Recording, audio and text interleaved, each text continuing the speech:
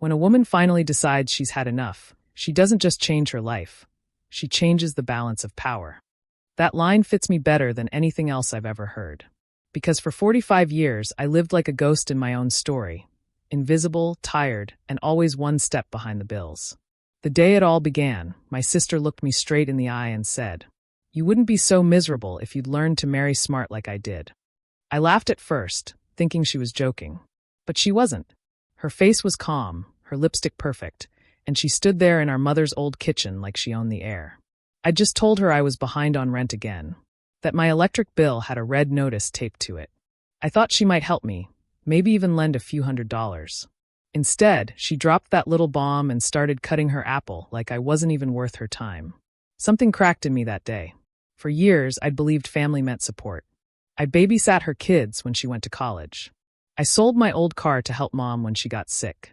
I even co-signed a loan for my ex-husband when he swore his business idea would finally pay off. Spoiler, it didn't. He disappeared, leaving me with debt and a house that smelled like regret. I'd been holding everything together with duct tape and prayer.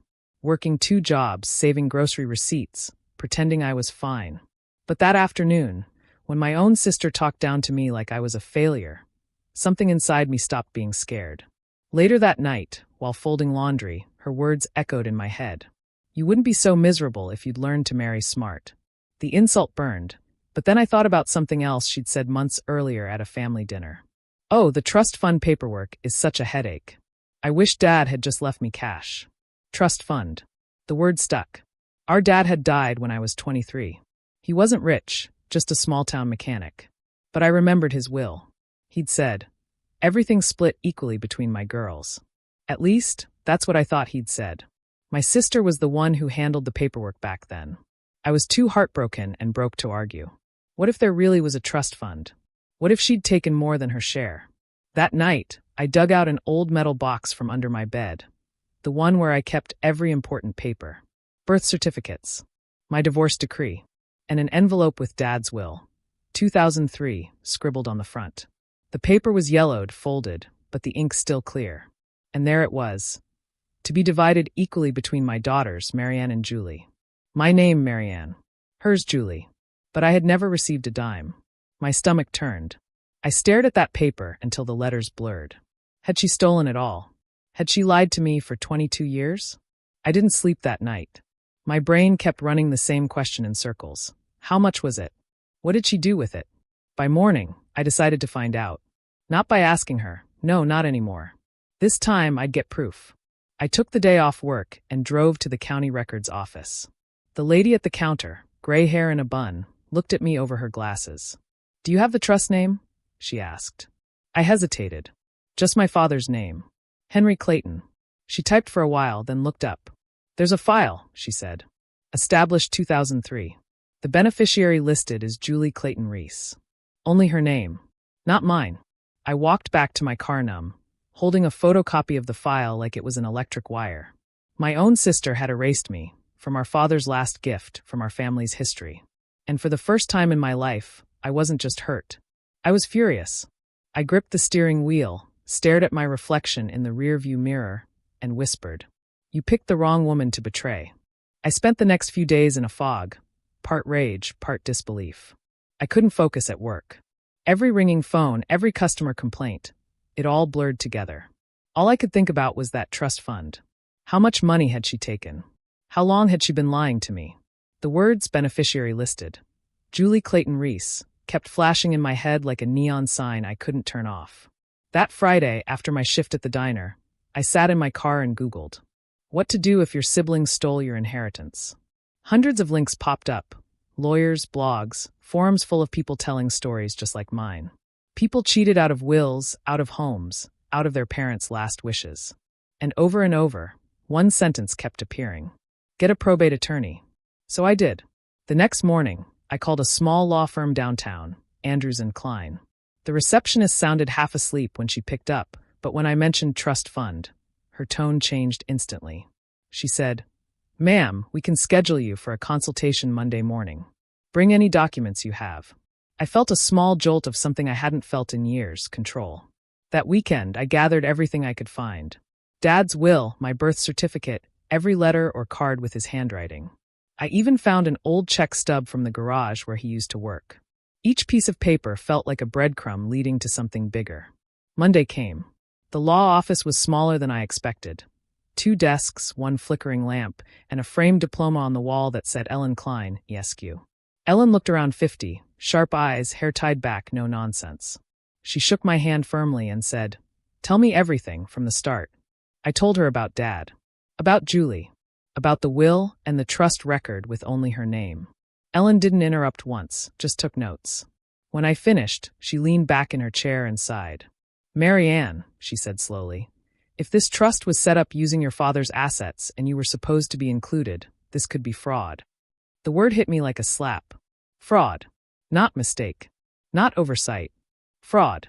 She explained what we'd need to do. File a petition in probate court, request copies of all financial statements related to the trust, and possibly depose Julie. The thought of sitting across from my sister in court made my stomach twist. But Ellen looked me dead in the eye and said, "If she cheated you, we'll prove it." I nodded, even though part of me still couldn't believe this was happening. That night, I called Julie. I wanted to hear her reaction, to look her lies in the face. She picked up on the 3rd ring. "Hey, sis," she said casually. "How's life treating you?" "Pretty well," I lied. "I just came across Dad's will again." Silence. Then a pause too long to be natural. "Oh, why?" "I found something interesting." "You remember his trust?" More silence. Then she laughed, that fake, high-pitched laugh she always used when she was cornered. "Oh, that?" It was tiny, Marianne. Barely enough to cover the funeral. "You're not missing anything." My heart pounded. She was lying. I could hear it in her voice. So I said calmly, "Funny. The records office says it's still active, and it lists you as the only beneficiary." Her voice changed. "What the hell are you doing snooping into that?" "Just looking for what's mine." Click. She hung up. I sat there staring at my phone. My hands were shaking, but not from fear anymore, from anger. I realized something in that moment. I'd spent my entire life apologizing. Apologizing for needing help, for being broke, for not being as successful as her. Not anymore. This wasn't just about money. It was about dignity, my father's and mine. The next day, Ellen filed the petition. Within 2 weeks, we had a court date. Julie was officially served. And when she showed up at my door, sunglasses on, furious, pretending she was the victim, I didn't flinch. I just looked her in the eye and said, "See you in court, Julie." Julie didn't show up in court that first day. Her lawyer did.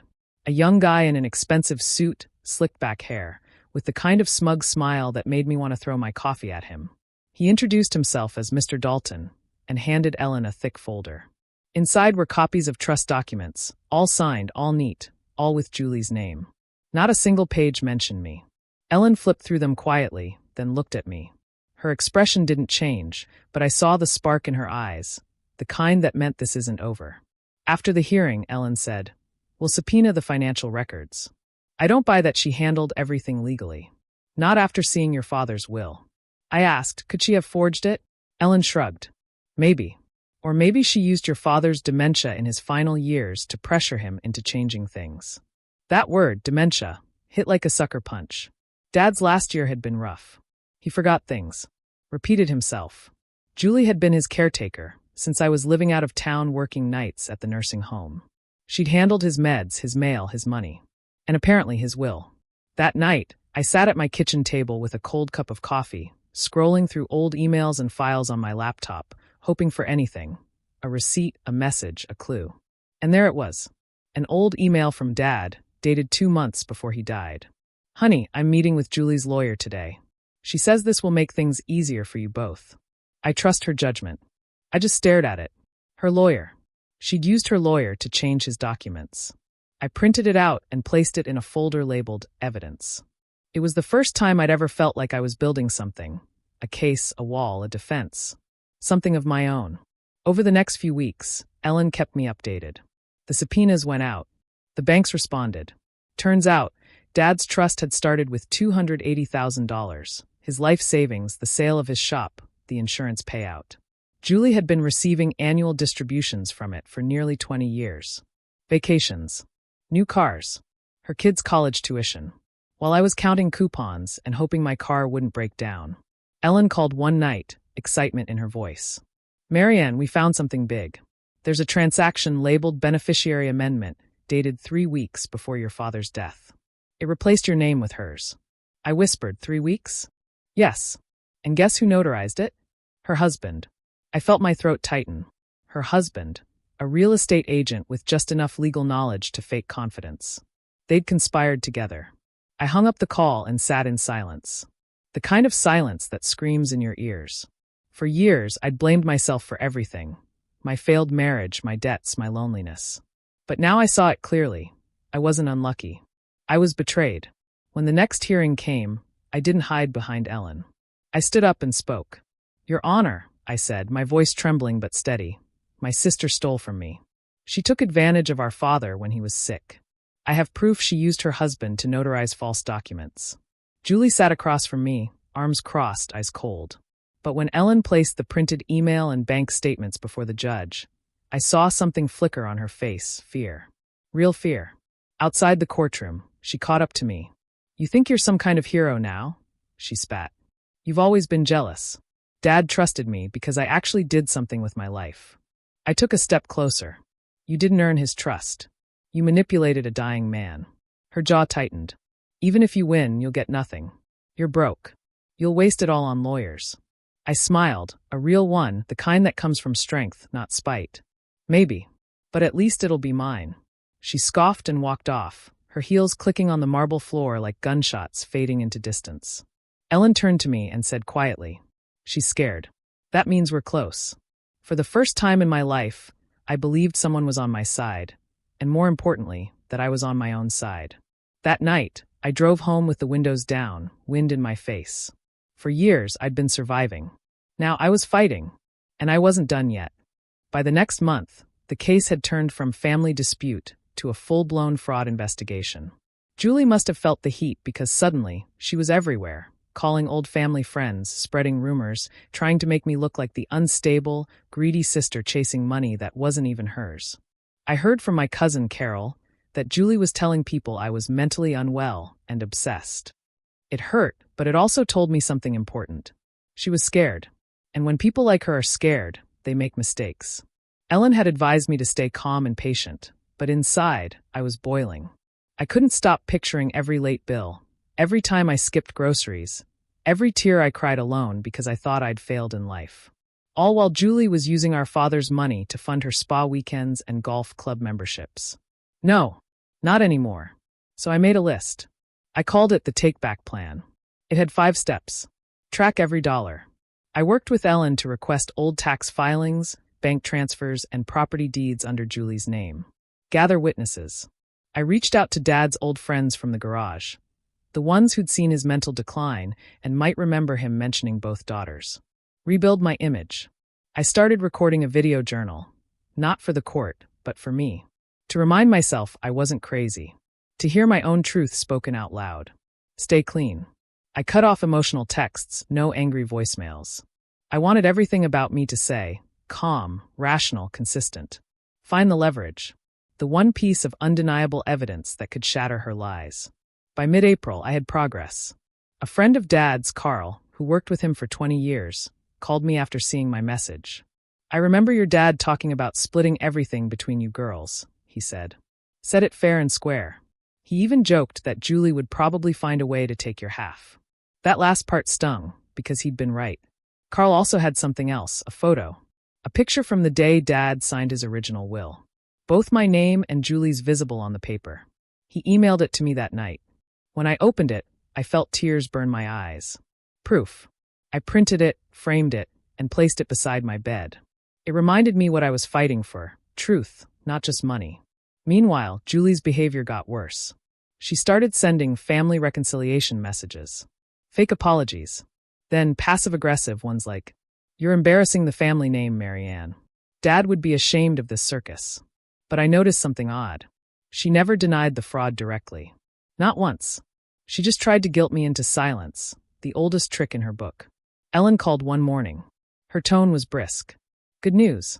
The forensic accountant found a transfer from the trust to a joint account Julie opened, with your father's name, 3 days before he passed. I frowned.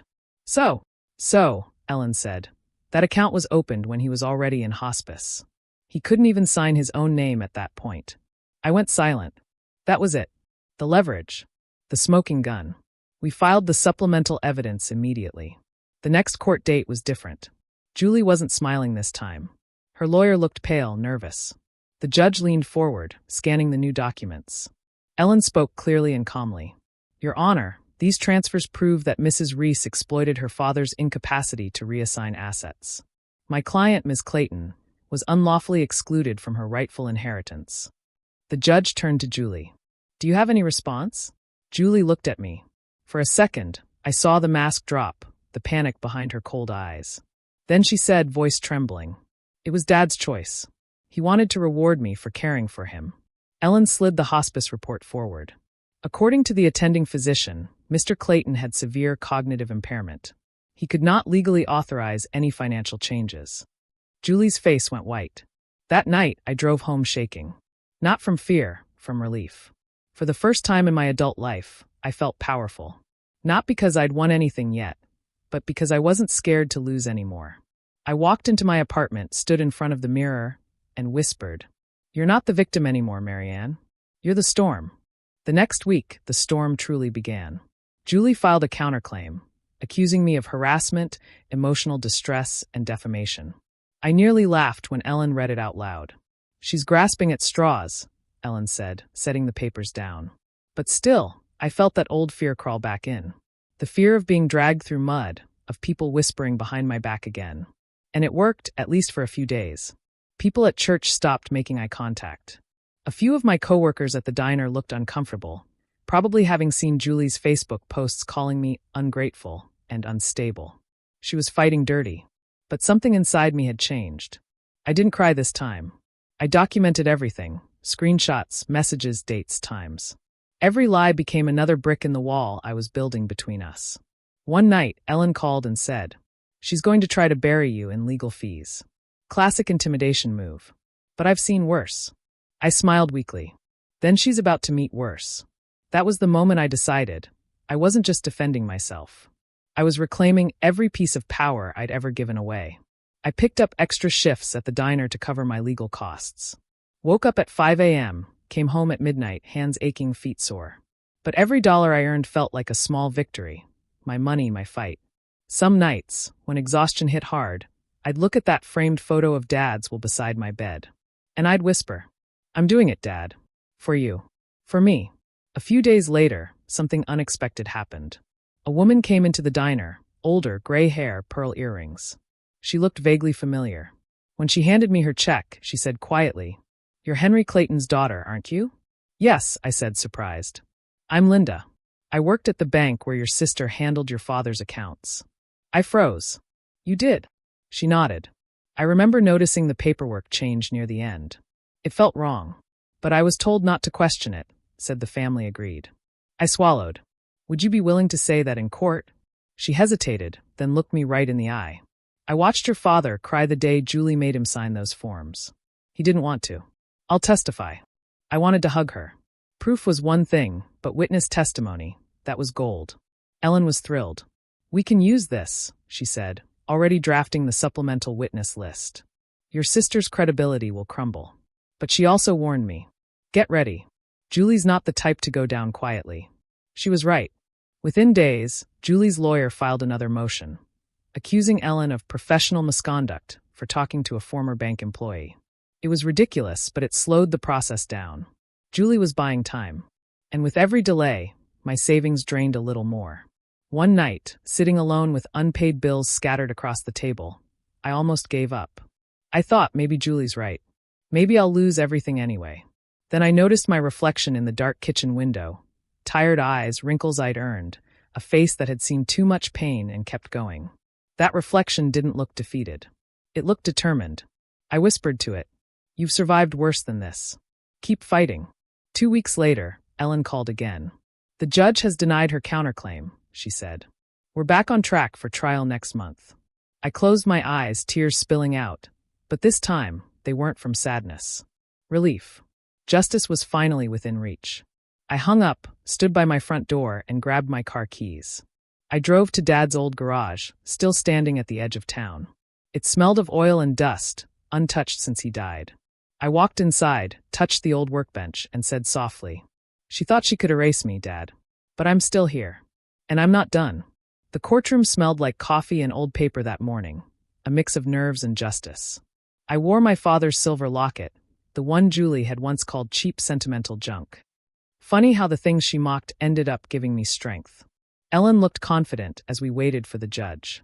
Julie sat across from us, arms crossed, jaw tight. Her once perfect hair looked flat, and her lawyer, Mr. Dalton, looked like he hadn't slept. This was it.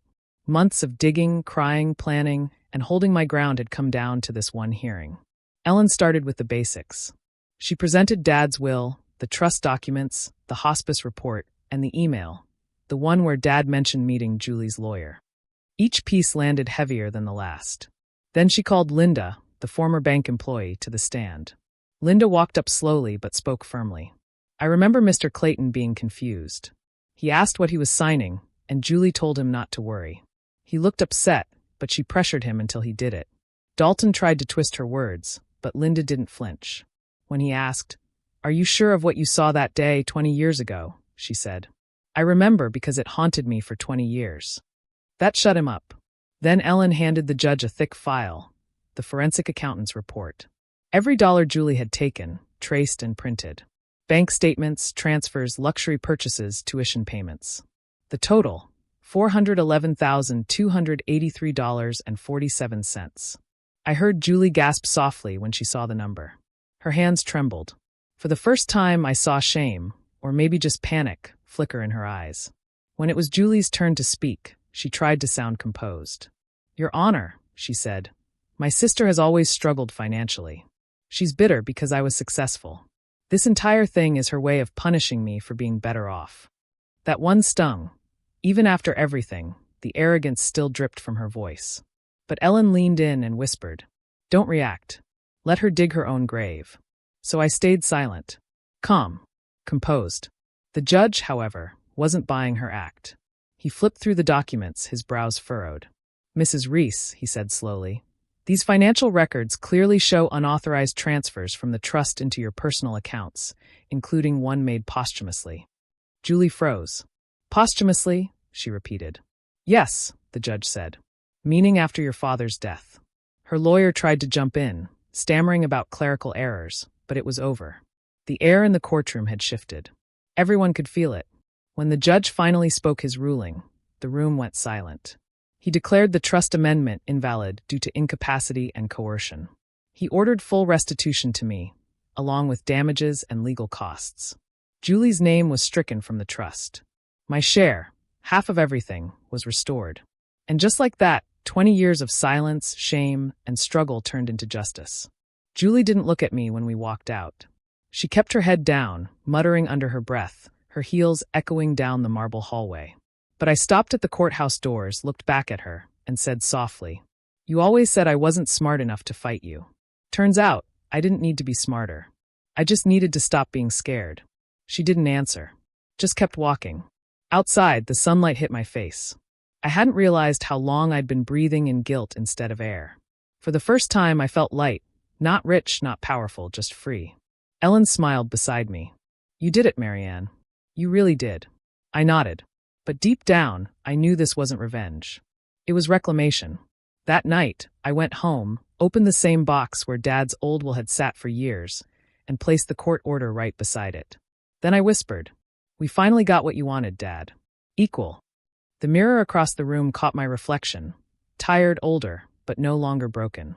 I touched the glass and smiled at the woman staring back. She wasn't the same one who used to cry over overdue bills. She wasn't waiting to be saved anymore. She'd saved herself. A year passed faster than I expected. Clayton's garage had grown from a small training space into a full-fledged community. We had 10 women working part-time, 2 apprentices who'd gone on to open their own mobile repair service, and a waiting list that stretched across 3 towns. The local paper ran a headline, "Mechanic's daughter turns betrayal into empowerment." Every time I saw that phrase, "turns betrayal into empowerment," I smiled. Because that's exactly what it was. My life had stopped being about what Julie took from me and started being about what I built for myself. One evening, I stayed late to close up. The shop smelled like oil and metal, the scent of work, of pride. The sun was setting, casting a golden line across the concrete floor. I caught my reflection in the garage's front window. Hair tied back, grease on my cheek, hands steady and strong. That mirror used to show a tired woman afraid of her own shadow. Now it showed someone unbreakable. I stood there for a long time before whispering, "You made it, Marianne." There were still moments of sadness, of course. Family gatherings that never happened. Birthdays that came and went without a message from Julie. But I'd made peace with it. Not everything broken needs to be fixed. Some things are meant to stay as lessons. Ellen stopped by sometimes just to check in. She'd laugh and say, "You're the busiest retired waitress I've ever met." I told her, "Turns out purpose keeps better hours than money ever did." One afternoon, a letter arrived at the garage, no return address. Inside was a small envelope and a short note. "Dad would have been proud of you. Jay." No apology. No excuses. Just those words. I sat there in silence for a long time, holding that note between my fingers. For a moment, I felt that same ache from years ago. The ache of wanting my sister back, of missing the family we could have been. Then I folded the note and tucked it inside Dad's old metal box, beside the court order and his will. It didn't need to hurt anymore. It could just be history. That night, after locking up, I stood by the office door holding the shop keys. They jingled softly, a sound I'd come to love. Every key meant something I had earned, not begged for. The main door, the cash box, the tool cabinets. Each one a reminder that control, real control, starts the moment you stop waiting for someone else to hand it to you. Before heading home, I looked up at the sign again. Clayton's Garage, fixing more than cars. It glowed faintly under the streetlight. I thought about all the women who had walked through those doors, broken, scared, uncertain, and left with their heads held high. That was my legacy now. Not the trust fund, not the money. The women. The strength. The story. Back at home, I poured a cup of tea and sat by the window. The night was quiet, no chaos, no fear. Just peace. I opened my phone and recorded one last video for my journal. "Hi, my name is Marianne Clayton," I said softly. "I spent most of my life believing I was less smart, less lucky, less deserving. But it turns out, I was just surrounded by people who wanted me to believe that. When I stopped asking for permission to be happy, everything changed. And if you're watching this, wondering if it's too late for you, it's not. You can still rewrite your story, even if someone else tried to steal the first few chapters." I smiled into the camera. Because women like us, we don't break. We rebuild. I paused, then ended with one quiet question. The same one I'll ask you now. If you were me, what would you have done? Comment below. You'd think winning in court would feel like fireworks. Like a movie ending where the music swells and everything suddenly makes sense. But real life doesn't work that way. After the verdict, I didn't feel victorious. I felt empty. Like someone had taken a weight off my back, but my body hadn't realized it could stand tall again. For weeks, I kept expecting Julie to call. To apologize. To say something. She never did. The last I heard, she sold her house, moved to another state, and told people she was betrayed by family. Typical. But the thing about letting go of anger, it doesn't come easy. It's not a clean break. It's slow. Messy. And sometimes I'd still wake up in the middle of the night angry, replaying her words, her smirk, the years she lived off what should have been my start in life. One morning, I found myself at Dad's old garage again. Dust everywhere. Cobwebs, tools still hanging on the pegboard. I sat on his stool, the one with the cracked leather, and just breathed. For the first time, I let myself cry. Not out of pain, but out of release. He'd always told me, "Marianne, a wrench can fix a bolt, but you can't fix people who twist the truth." I finally understood what he meant. Julie wasn't my problem anymore. She was her own punishment. With the restitution money, I didn't do what most people expected. I didn't buy a fancy house or take a vacation. I paid off my debts, fixed my car, and then I did something I'd dreamed of for years. I opened Clayton Repairs, a small auto service in Dad's name. The first day I unlocked the door, I cried again, the good kind of tears this time. The kind that smell like grease and freedom.